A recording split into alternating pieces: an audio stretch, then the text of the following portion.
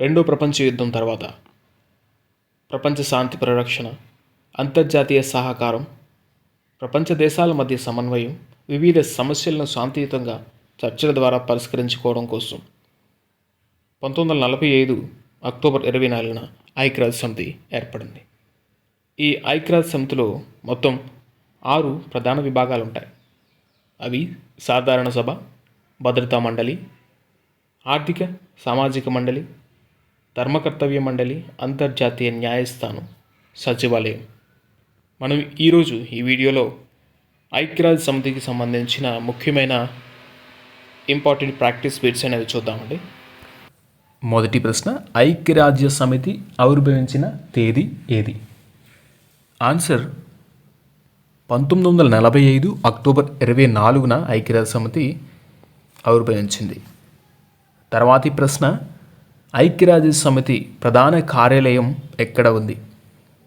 Answer అండి, న్యూయార్క్లో ఐక్యరాజ్య సమితి ప్రధాన కార్యాలయం ఉంది. తర్వాత ప్రశ్న, ఐక్యరాజ్య సమితిలో సభ్యత్వం పొందిన దేశాల సంఖ్య ఎంత? ఆన్సర్ అండి, 193 దేశాలు. తర్వాతి ప్రశ్న, క్రింది వాటిలో ఐక్యరాజ్య సమితి అధికార భాషలు కానివి ఏవి అని అడిగాడండి. ఇక్కడ ఇంగ్లీష్, రష్యన్, స్పానిష్, ఫ్రెంచ్. క్రింది వాటిలో ఐక్యరాజ్య సమితి అధికార భాషలు ఏవి? ఇక్కడ English, Russian, Spanish, French, Chinese, Arabic ఇవి అధికార భాషల్లో ఉన్నవే. ఇక జపనీ, జర్మన్ అనేవి లేవు. తర్వాతి ప్రశ్న అండి, ఐక్యరాజ్య సమితి యొక్క చిహ్నం ఏంటి? ఐక్యరాజ్య సమితి యొక్క చిహ్నం ఆలివ్ కొమ్మలండి. తర్వాత ప్రశ్న అండి, బ్లూ ఆర్మీ అని దేన్ని పిలుస్తారు? బ్లూ ఆర్మీ అని ఐక్యరాజ్య సమితి యొక్క సైన్యాన్ని పిలుస్తారు. తర్వాత ప్రశ్న అండి, మొదటి ప్రపంచ యుద్ధ అనంతరం ప్రపంచ శాంతి కొరకు ఏర్పాటు చేయబడింది ఏది? క్రింది వాటిలో మొదటి ప్రపంచ యుద్ధ అనంతరం ప్రపంచ శాంతి కొరకు నానాజాతి సమితిని ఏర్పాటు చేశారండి. తర్వాత ప్రశ్న, ఐక్యరాజ్య సమితి నూతన ప్రాంతీయ కార్యాలయం ఎక్కడ ప్రారంభించారండి? దీనిని బాగ్దాద్లో ప్రారంభించారు. తర్వాత ప్రశ్న, భారతదేశం ఐక్యరాజ్య సమితిలో సభ్యత్వం పొందిన సంవత్సరం ఏది?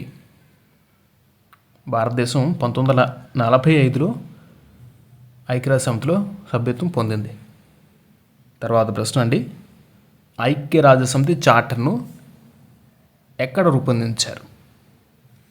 ఆన్సర్ అండి, శాన్ ఫ్రాన్సిస్కోలో దీన్ని రూపొందించారు. తర్వాత ప్రశ్న అండి, భద్రతా మండలిలో శాశ్వత సభ్య దేశాల సంఖ్య? భద్రతా మండలిలో శాశ్వత సభ్య దేశాల సంఖ్య ఎంత? 5 అండి. తర్వాత ప్రశ్న, అంతర్జాతీయ న్యాయస్థానం ఎక్కడ ఉంది? ఆన్సర్ అండి, ది హేగ్లో ఉంది. తర్వాత అంతర్జాతీయ న్యాయస్థానంలో న్యాయమూర్తుల పదవీ కాలం ఎంత? అంతర్జాతీయ న్యాయస్థానంలో న్యాయమూర్తుల పదవీ కాలం ఎంత అంటే 9 సంవత్సరాలండి. తర్వాత ప్రశ్న, ఐక్యరాజ్య సమితి సెక్రటరీ జనరల్ పదవీ కాలం ఎంత?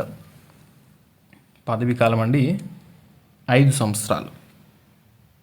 తర్వాత ప్రపంచ ఆహార మరియు వ్యవసాయ సంస్థ ప్రధాన కార్యాలయం ఎక్కడ ఉంది? ఆన్సర్ అండి, రోమ్లో.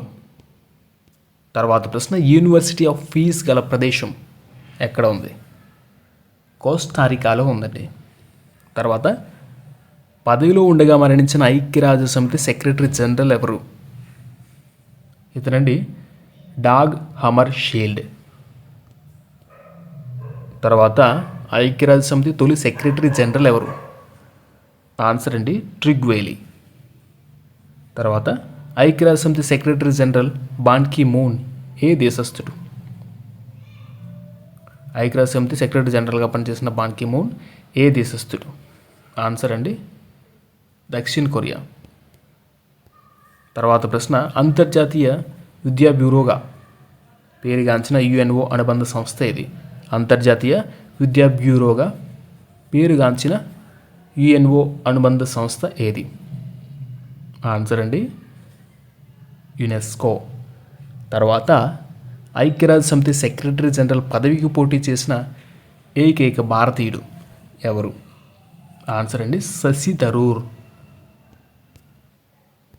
తర్వాత ప్రశ్న ఐక్యరాజ్య సమితి 2014-2024 దశాబ్దాన్ని ఏ విధంగా ప్రకటించింది? ఆన్సర్ అండి sustainable energy for all, sustainable energy for ఆల్గా ప్రకటించింది. తర్వాత ఐక్యరాజ్య సమితి జనాభా నిధి ప్రధాన కార్యాలయం ఏ ప్రదేశంలో ఉంది? ఆన్సర్ న్యూయార్క్ అండి. తర్వాత బాలల సంక్షేమం కొరకు కృషి చేయు యుఎన్ఓ అనుబంధ సంస్థ ఇది? ఆన్సర్ అండి యూనిసెఫ్. యూనిసెఫ్. తర్వాత యునెస్కో ప్రధాన కార్యాలయం ఎక్కడ గలదు? ఆన్సర్ అండి ప్యారిస్. తర్వాత యూనివర్సల్ పోస్టల్ యూనియన్ ప్రధాన కేంద్రం ఎక్కడ ఉంది? యూనివర్సల్ పోస్టల్ యూనియన్ ప్రధాన కేంద్రం ఎక్కడ ఉంది? Answer Bern.